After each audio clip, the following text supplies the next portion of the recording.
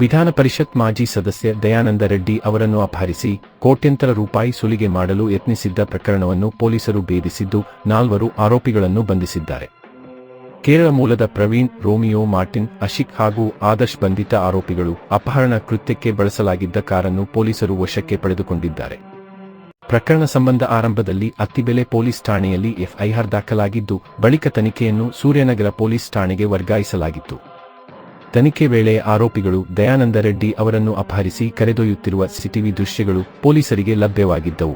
ತಾಂತ್ರಿಕ ಸಾಕ್ಷ್ಯಾಧಾರಗಳ ಆಧಾರದಲ್ಲಿ ಕಾರ್ಯಾಚರಣೆ ನಡೆಸಿದ ಪೊಲೀಸರು 4ರನ್ನು ಬಂಧಿಸುವಲ್ಲಿ ಯಶಸ್ವಿಯಾಗಿದ್ದಾರೆ.